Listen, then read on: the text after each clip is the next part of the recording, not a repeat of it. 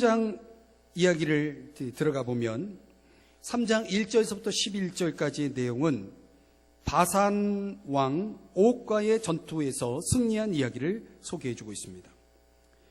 우리가 이 장에서도 살펴보았지만 하나님의 능력 앞에서는 아무리 거대한 상대도 아무것도 아니라는 것입니다. 그래서 3장 3절을 보시면 여기 그런 표현이 나옵니다. 우리 하나님 여호와께서 바산 왕 옥과 그의 모든 백성을 우리 손에 넘기심에, 하나님이 넘기신 것입니다. 3장 4절 결과로는 그때에 우리가 그들에게서 빼앗지 아니한 성읍이 하나도 없이 다 빼앗았는데, 자, 하나님이 넘기셨습니다. 그리고 결과로 어떻게 됐습니까? 결과로 다 빼앗았습니다. 그러니까 3장 5절을 보면 그들이 이스라엘 백성들이 빼앗은 성읍은 어떤 성읍이냐면 아무도 넘볼 수 없는 그야말로 초롱성과 같은 성벽들인데 도저히 멸망할 수 없는 성인데 그럼에도 불구하고 이스라엘 백성들이 그것을 다 빼앗았다. 이 말은 무슨 얘기입니까? 하나님이 함께하면 어떤 장벽도 넘어설 수 있는 것입니다.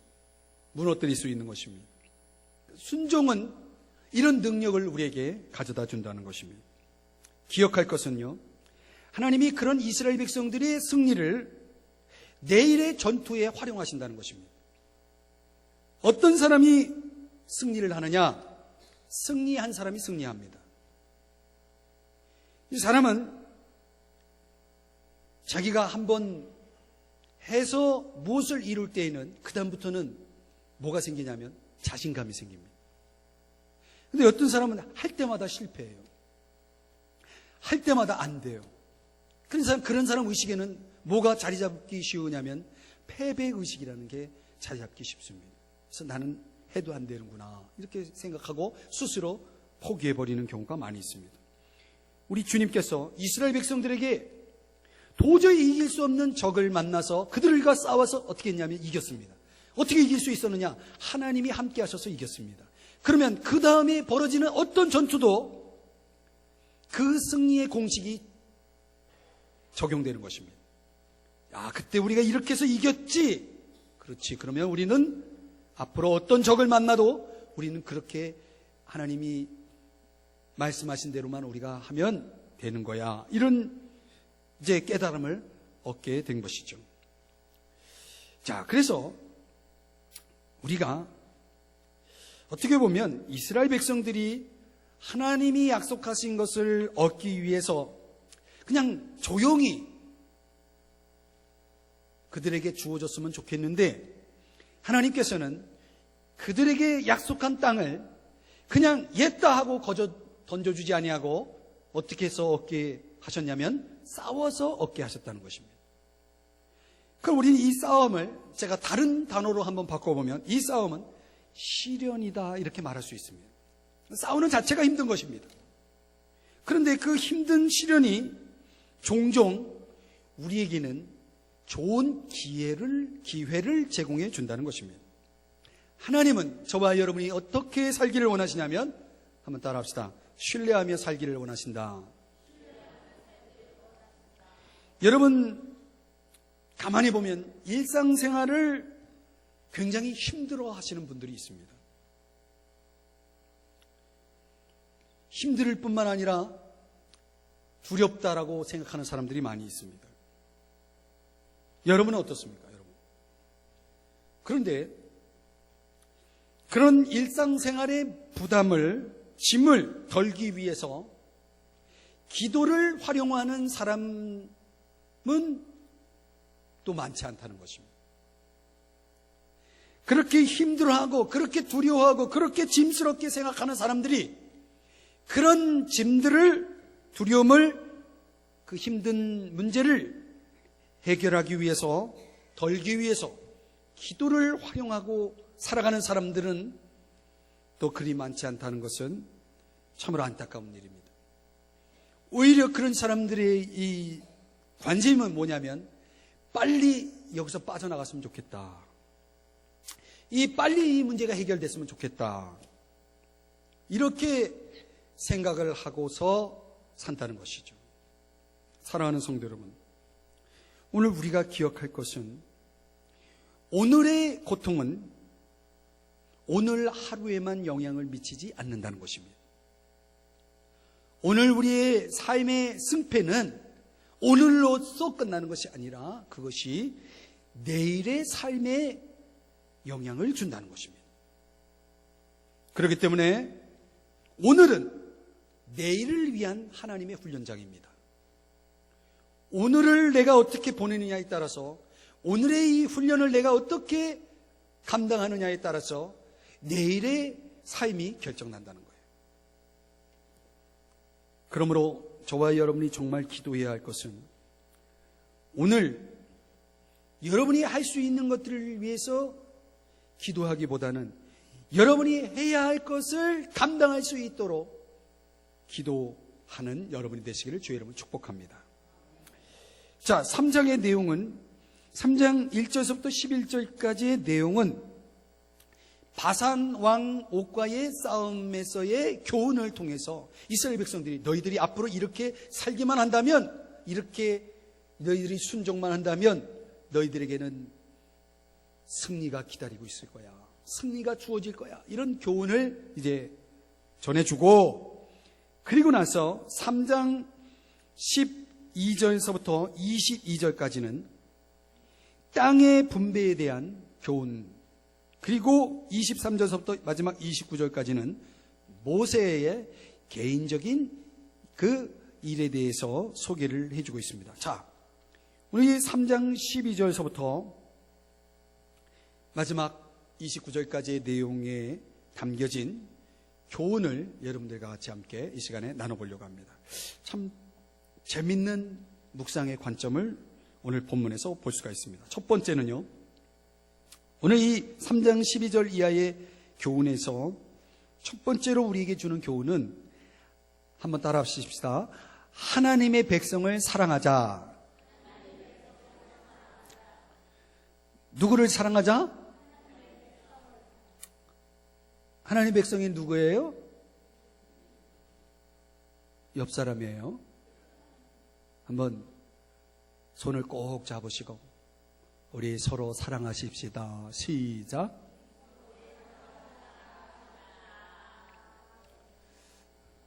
참 밋밋하게 하시네요. 네. 자, 하나님의 백성을 사랑하자. 자, 무슨 내용인가 한번 보십시다. 자, 이스라엘 백성들이 요단강을 경계선으로 해서 요단 지금 동편에 와 있는데, 이 요단 동편 땅은 이미 원주민들이 자리 잡고 있는 땅이었어요. 거기에 시온이라는 족속, 그 다음에 바산이라는 족속이 이미 있었는데, 거기 그 땅을 이제 싸워서 정복을 하게 되는 거죠. 그렇죠? 정복을 했는데, 그 영토를 정복한 후에 모세에게 주어진 과제가 있었는데, 그 과제가 뭐냐면 토지를 할당하는 일이에요. 토지를 이제 분배하는 일이 있었다는 겁니다. 그런데 요 땅 문제, 여러분 땅 문제로 싸우는 집안이 얼마나 많습니까? 그렇죠? 그러니까 잘 나누지 않으면 이게 평생 형제들끼리 서로 싸우면서 살 수밖에 없는 그런 일이란 말이에요. 그래서 이 백성들의 분열과 관계를 파괴하는 이 문제를 해결하기 위해서 이제 모세가 땅을 분배하는 이야기가 나오는 겁니다. 그러면서 자, 요단 동편에 세 지파가 자리를 잡는 거예요. 세 지파. 그 세 지파가 어느 지파죠?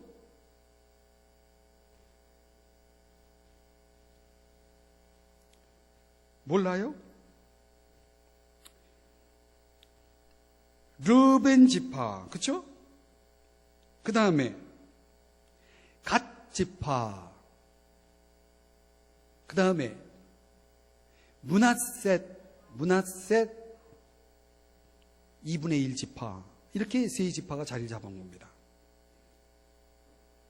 그런데 자, 그래서 세 지파가 자리를 잡았으니까 이제 몇 지파가 남았습니까? 9.5가 남은 겁니다. 그렇죠? 9와 2분의 1 지파가 남은 거죠. 그 남은 지파는 지금 아직 땅을 분배받지 못했습니다. 그들의 땅은 어디 있습니까?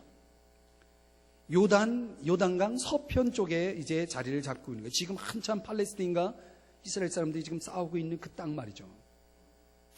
자, 그런데 여기 참 중요한 원리가 하나 제시되고 있는데, 이미 요단 동편의 땅을 차지한 지파들이 이미 자기들은 땅이 주어졌어요. 땅이 주어졌는데, 그러나 남은 지파 9지파 반이 아직 그들이 확보하지 못한 땅을 위해서 그들이 땅을 차지할 때까지 함께 싸우도록 했다는 것입니다. 이게 중요한 거예요. 함께 싸우도록 했다. 자, 나는 이제 내 문제는 해결됐습니다. 근데 쟤네들 문제가 아직 해결되지 않았어요. 그 해결되지 않은 사람들을 위해서 요 먼저 땅을 확보한 사람들이 같이 그들이 땅을 차지할 때까지 뭐 하는 거예요? 옆에서 도움을 주라는 그런 지침이 떨어지는 겁니다. 이게 땅의 분배 원칙의 일이에요. 그러니까 여기서 우리가 배워야 할 첫 번째 교훈은 뭐냐면, 나에게만 좋을 뿐 아니라, 우리 그리스도인들은 나에게만 좋을 뿐 아니라 다른 사람에게도 유익한 선택을 해야 한다는 것입니다. 다시 말하면 우리 그리스도인들의 삶은 공동 운명체라는 것입니다. 공동 운명. 근데 오늘날 우리 사회는 어떤 사회냐면 자기 것만 챙기는 사회입니다. 자기 것만 챙기면 된다라고 하는 이런 삶을 살아가는 것입니다. 그런데 이스라엘 백성들은 서로 뗄래야 뗄 수 없이 강하게 결속되는 그런 아주 그 공동체적인 그런 민족이었다는 것을 우리는 알 수가 있습니다. 이것이 신약에 와서 교회의 모델로 제시됩니다. 교회의 모델.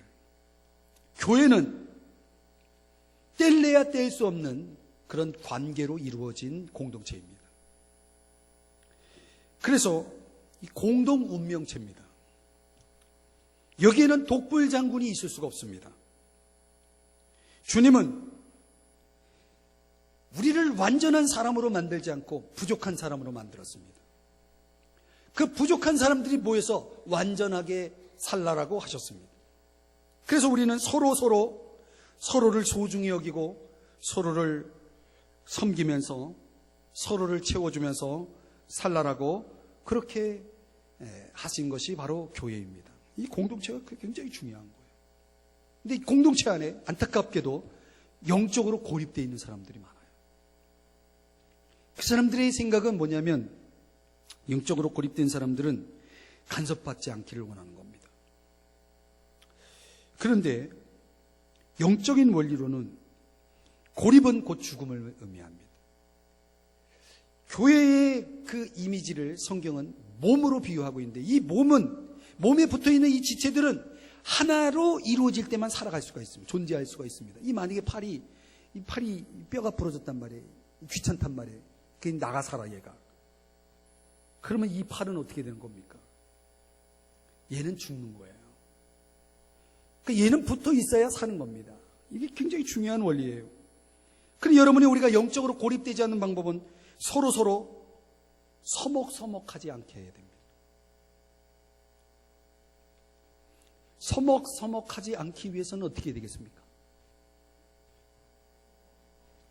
서먹서먹하지 말아야 됩니다. 어떻게 하면 서먹서먹하지 않을 수 있습니까? 문자도 보내고 전화도 하고 차도 같이 마시고 또 뭐가 있어요? 만나서 같이 예배도 드리고 서로 기도 제목도 나누고 서로 도전도 하고 꿈도 비전도 나누고 이런 시간들을 가져야 되는 겁니다. 왠지 입이 떨어지지 않고 만나면 소화가 안 되는 것 같고 빨리 이 자리를 피했으면 좋겠고 이런 거는 다 서먹서먹입니다. 한번 옆 사람과 그렇게 인사하십시다. 서먹서먹하지 않게 사십시다. 시작. 일주일에 한 번도 연락 안 하면서 서먹서먹하지 않을 수가 있습니까, 여러분?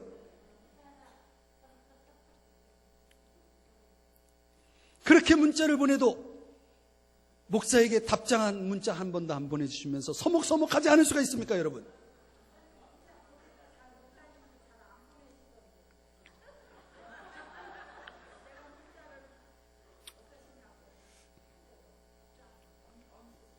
전 우리 성도님들은 참 냉정해요.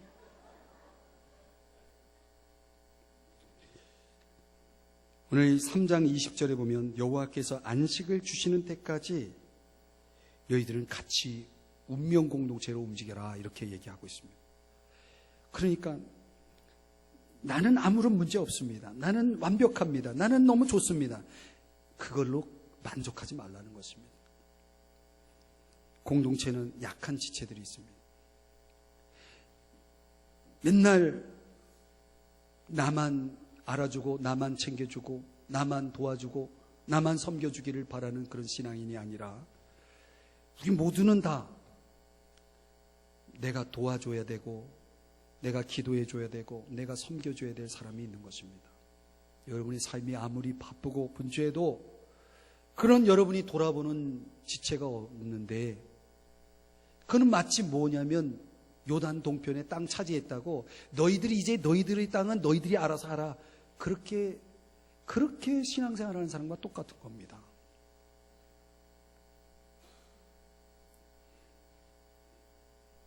여러분 공동체를 사랑하시기를 바랍니다. 공동체를 섬기셔야 합니다. 섬기려면 말로만 하면 안 됩니다. 여러분들이 이번 주간에 전화기를 들고 혹시라도 위로가 필요하고 격려가 필요한 사람이 누군지 아무리 바빠도 전화는 할 수 있잖아요.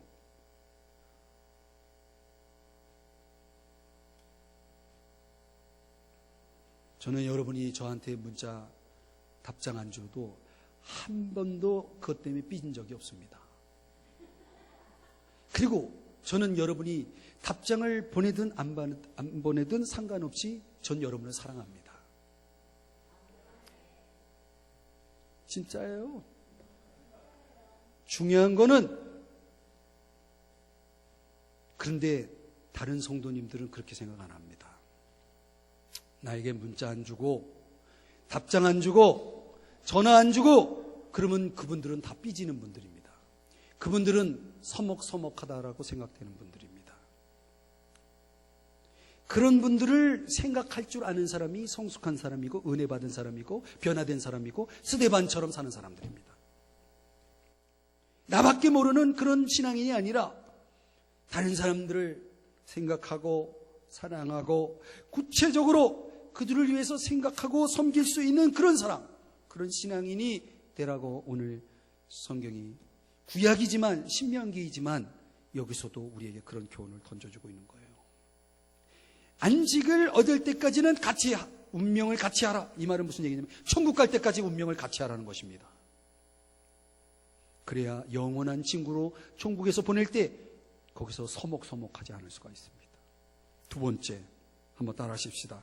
여호와의 이름을 높이자.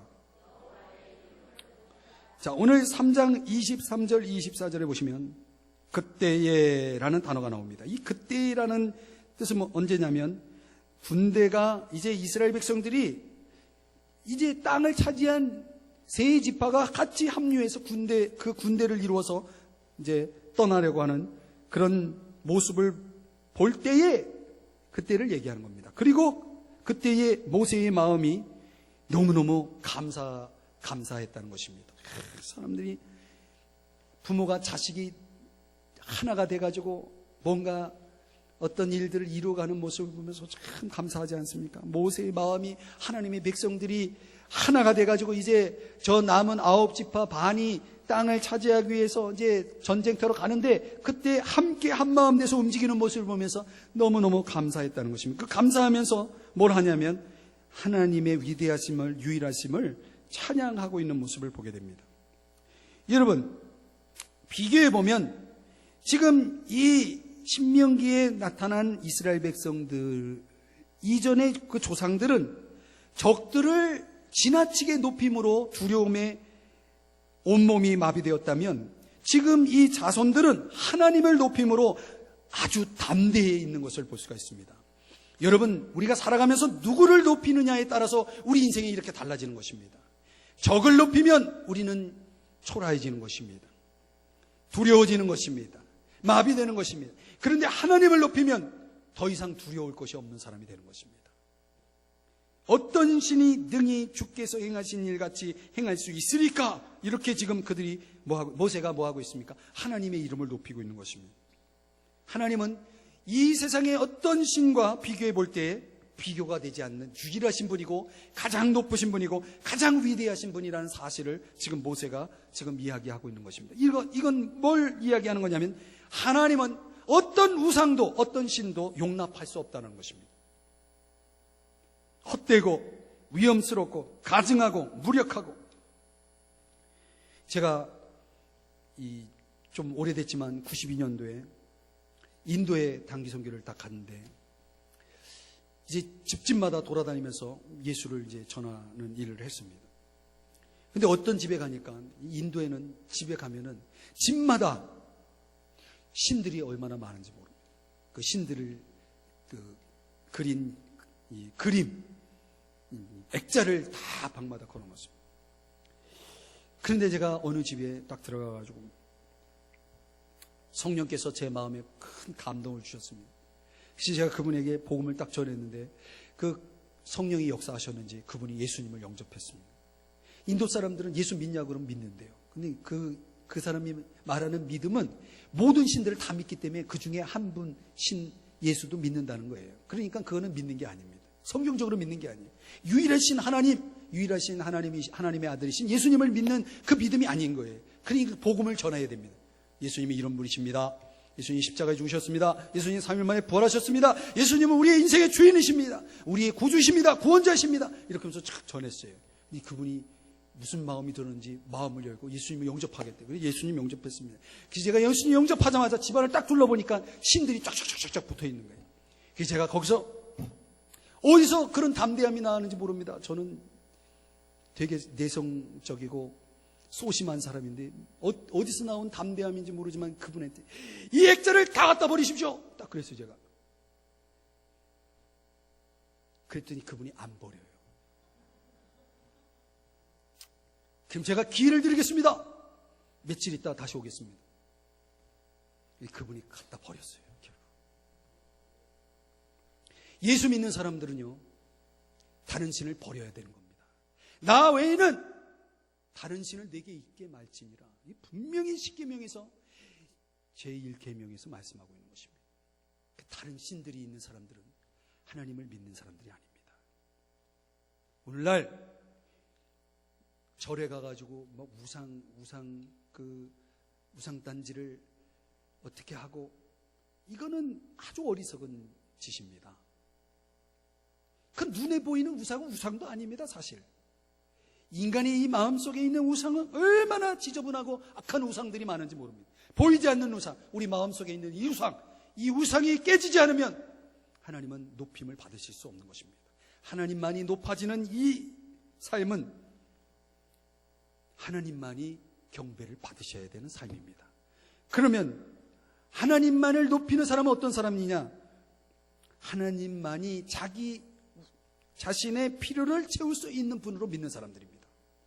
하나님만이 나의 유일한 공급자이시다 라고 하는 믿음이 있는 사람들입니다. 또 하나님에게만 충성을 맹세한 사람들입니다. 이런 사람들만이 하나님을 제대로 높일 수가 있는 겁니다. 우리가 아무리 여기서 입으로 찬양을 해도 여전히 내 삶 속에는 우상이 가득하다 한다면 지금 우리가 이 자리에서 하나님을 높여드리고 찬양하는 이 찬양은 아무 의미가 없는 것입니다. 하나님 받으시는 찬양이 될 수가 없는 겁니다. 모세는 하나님을 찬양했습니다. 이거는 진정한 찬양이고 하나님만이 우리 모두의 유일하신 분이시고 위대하신 분이시다. 그래서 하나님을 쫙 찬양한 겁니다. 우리가 무엇을 하나님 앞에 구하기 전에 저와 여러분이 해야 할 일은 하나님을 높여드리는 것입니다. 또 우리의 삶 자체가 하나님을 높여드려야 되는 겁니다. 하나님을 높이지 않고 다른 우상이 내 안에 자리 잡고 있다면 하나님 반드시 그 우상을 깨트릴 것입니다. 그 이전에 버려야 됩니다. 깨트려야 됩니다. 버려야 됩니다. 그래야 하나님만이 영광을 받을 받으시고 하나님만이 여러분의 삶을, 이제 하나님을 여러분이 그렇게 높이면 반대로 이제 하나님이 여러분을 높입니다. 할렐루야. 세 번째, 3장 25절. 왜 이렇게 시간이 빨리 가는 거예요? 좀 할 내용이 되게 많은데. 3장 25절 이하 29절에서는 한번 따라 하십시다. 하나님의 뜻에 순종하자. 여러분, 이 포사이스라고 하는 분이 이런 얘기를 했어요. 사람의 문제를 이해하려면 사람들과 함께 시간을 보내야 된다. 그래서 제가 목회자지만 우리 성도님들을 이런 사람 저런 사람 이렇게 만나서 성도님들과 교제의 시간을 갖습니다. 그러면 이런 문제가 있구나, 저런 문제가 있구나, 이런 아픔이 있구나, 저런 기도 제목이 있구나, 이런 거 아는 거예요. 아이고, 제가 기도하다가 또 하나님께서 말씀을 주시고, 그러면 저는 그분과 하나님 사이를 연결하는 그런 브릿지를 만들어가지고 메시지를 전하는 겁니다. 이게 굉장히 중요한 원리예요. 그런데 사람들 문제를 내가 아무리 들어도 저는 그 문제를 해결해 줄 수 있는 능력이 없습니다. 여러분들이 저를 찾아와도 저는 그런 능력이 없어요. 그렇기 때문에 그 문제를 해결하기 위해서는 어떻게 해야 되냐면 하나님과 시간을 가지셔야 되는 거예요. 어떤 분들은, 여러분 중에는 없습니다, 어떤 분들은 저에게 실컷 기도 제목을 부탁하고 자기는 기도 안 해요. 그런 분들은 이 원리를 모르는 겁니다. 기도는 부탁하는 게 아니라 기도는 해야 하는 것입니다. 일주일 가도 기도 자리에 한 번도 안 나와. 그 어떻게 인생의 문제를 해결하며 살아갈 수 있습니까? 나는 그런 분들을 보면 제가 뭐라고 하냐면 스스로, 그분들은 기적이다, 기적. 어떻게 기도하지 않고 하루를 살아갈 수 있습니까? 그건 기적이에요, 기적.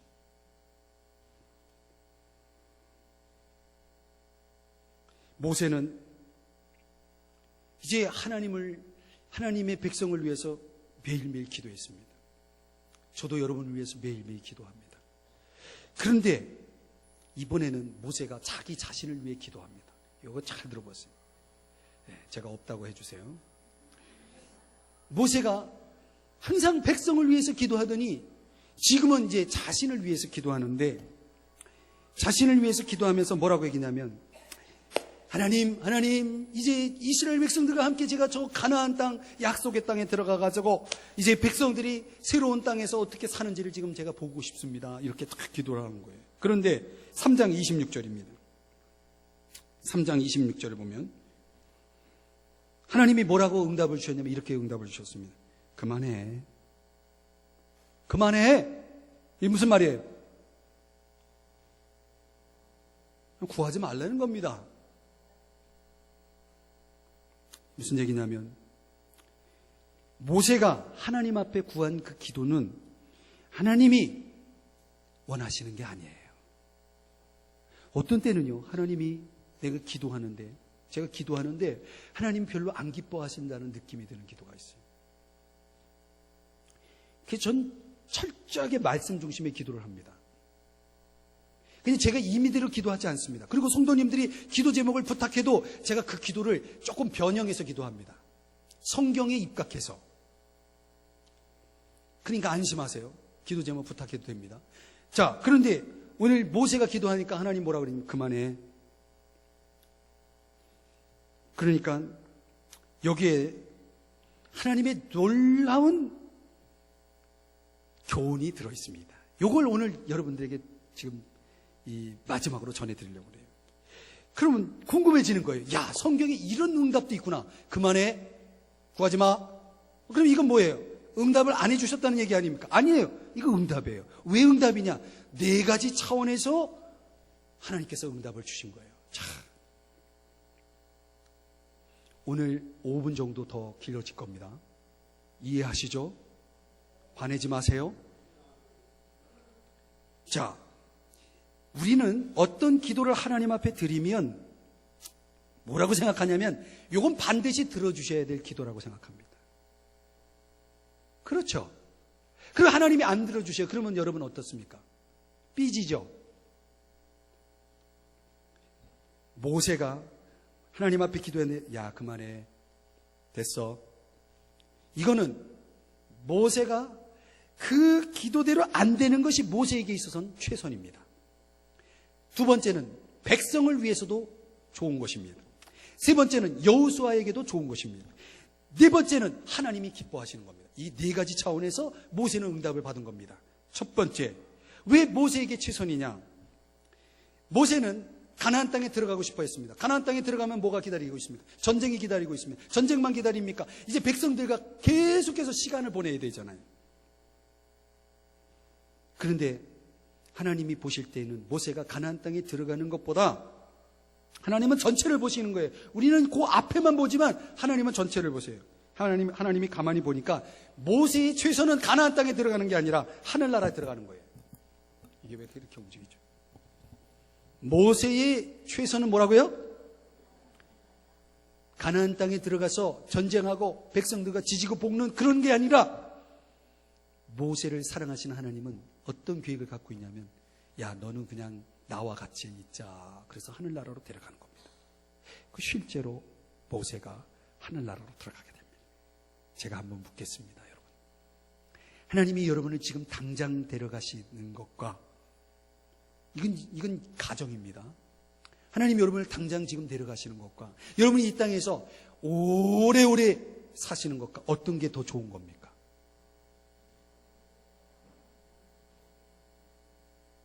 답하지 마세요. 모세에게 있어서는 하나님이 보시는 최선은 하늘나라에 바로 가는 것이었다는 거예요. 이거는 아무도 모르는 겁니다. 근데 우리는 믿음의 눈으로 볼 때, 성경적으로 볼 때 사도 바울이 똑같은 기도를 했다는 거예요. 어떤 기도를 했냐면 하나님 절 좀 빨리 데려가 주세요. 하나님의 뜻에 따라서 하나님께 무슨 기도를 했냐? 하나님 저를 좀 빨리 천국에 들어가게 해주세요. 아유 이제 저 좀 쉬게 해주세요. 빨리 하늘나라에서 하나님과 함께 있고 싶어요. 이렇게 기도했는데 하나님께서 안 돼 그랬어요. 이번에는 바울에게 있어서는 안 돼 그랬어요. 왜?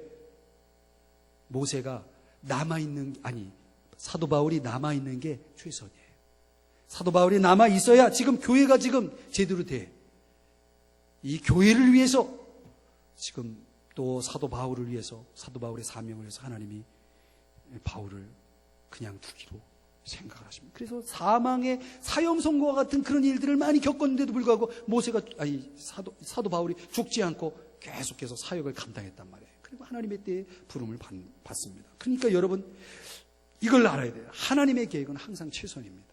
하나님의 뜻은 항상 최선입니다. 하나님께서 아니라 하면 그것도 최선이고 하나님이 그렇다라고 하시는 것도 최선인 것입니다. 그럼 우리에게는 어떤 게 최선일지 우리는 몰라요. 그러나 우리는 믿어야 될 것은 하나님은 전체를 보시고 길게 보시고 모든 걸 보시는 분이기 때문에 우리에게 있어서 가장 좋은 것이 무엇인지를 아시는 분이시다. 아멘. 두 번째, 백성들에게도 이 모세의 기도가 됐다. 이게 옳은 것임을 알 수가 있습니다.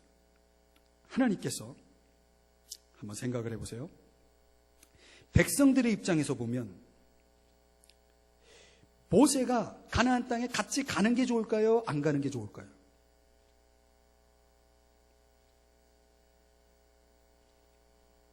성경은 자꾸 질문하면서 묵상을 해야 깨달아집니다.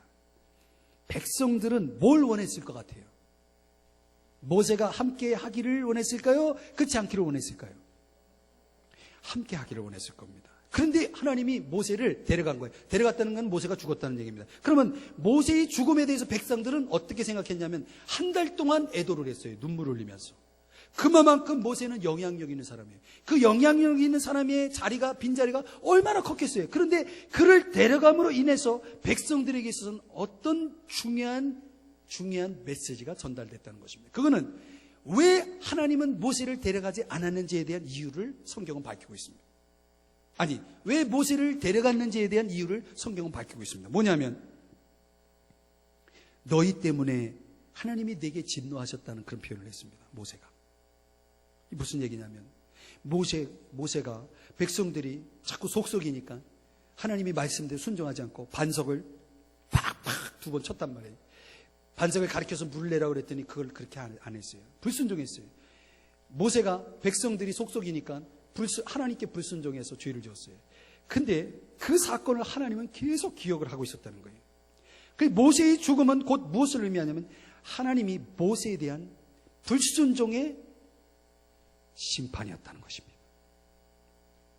그렇다면 하나님은 모세를 약속의 땅에 들어가지 못하게 함으로 인해서 모세만 아니라 하나님의 백성들에게도 말씀을 주셨다는 거예요. 이 말은 하나님은 죄를 결코 가볍게 다루시지 않는다는 것을 보여준 것입니다. 모세가 왜 우리와 가나안 땅에 들어가지 못했는지에 대한 이유를 백성들은 잘 알고 있었다는 거예요. 무슨 이유예요? 불순종 때문에.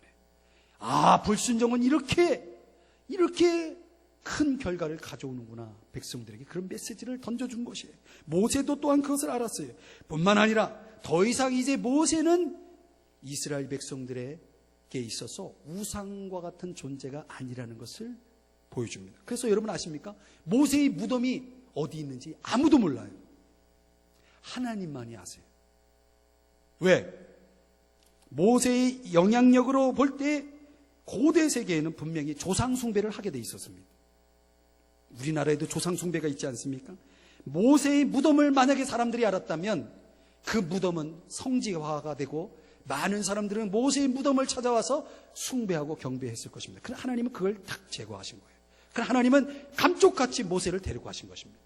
그러니까 이스라엘 백성들에게 있어서는 우상 숭배를 면할 수 있어서 좋았고, 하나님이 모세를 통해서 던져준 그 메시지, 하나님이 죄를 어떻게 다루시는지를 교훈하셔서 백성들에게선 좋았다는 것입니다. 놀랍죠? 하나도 안 놀랍죠? 저는 이 사실이 어마어마하게 저에게 부딪혀왔습니다. 하나님은 이렇게 정확하게, 이렇게 세밀하게 모든 걸 다 계산하고 계시는구나. 모세 한 사람을 어떻게 다루느냐에 따라서 하나님이 그 많은 사람들을 또한 지금 하나님께서 움직이고 있는 것입니다. 지금도요, 하나님의 역사는 그렇게 이루어지는 겁니다. 하나님이 나 한 사람을 지금 다루실 때에 나 한 사람만 다루지 않습니다. 나를 통해서 지금 다른 사람들을 다루시는 겁니다. 하나님 놀라워요. 세 번째, 모세의 후계자 여호수아는 어떠했을까요? 여러분, 모세는 그토록 가나안 땅에 들어가고 싶었지만 하나님을 거절했습니다. 그러면 우리가 볼 때 모세가 가나안 땅에 들어가서 백성을 인도하는 게 좋을까요? 여호수아가 가나안 땅에 들어가서 백성들을 인도하는 게 좋을까요?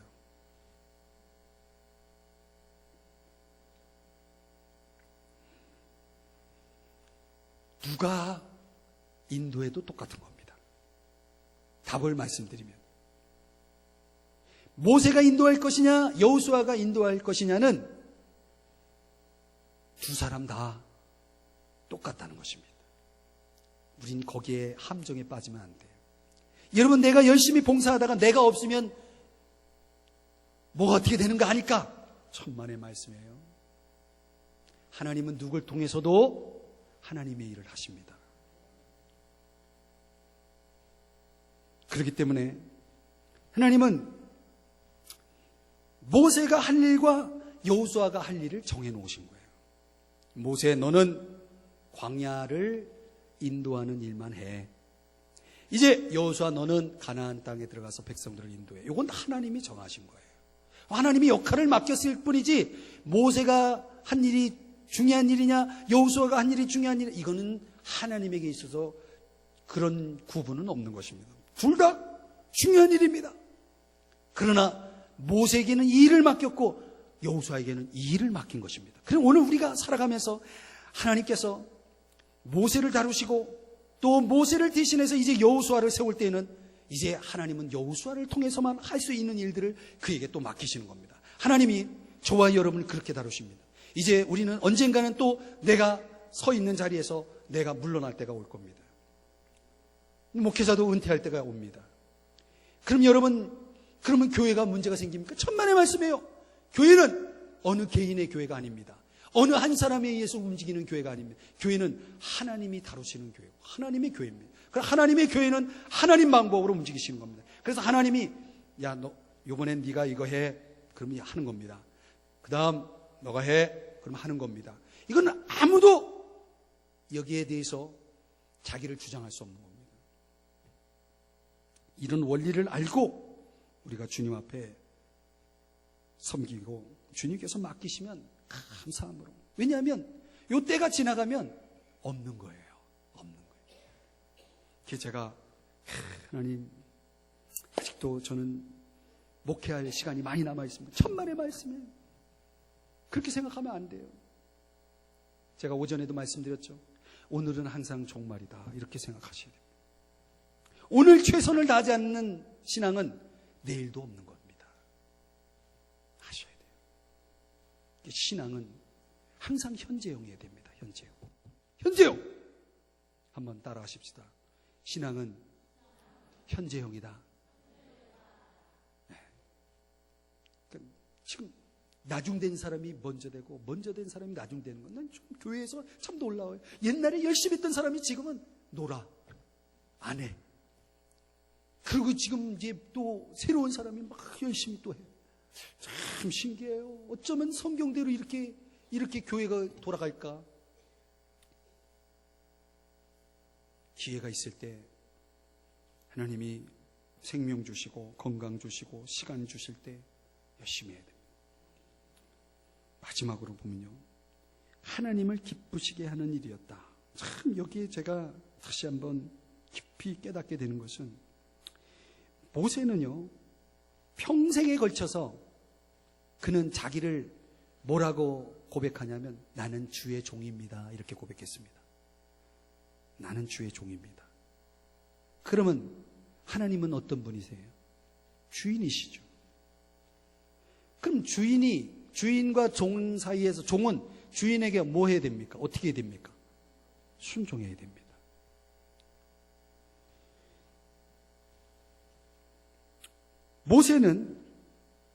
모세의 관심은 나를 위해서 무엇을 구하는 데 있지 않고 하나님을 높이는 데 더 관심이 있었어요.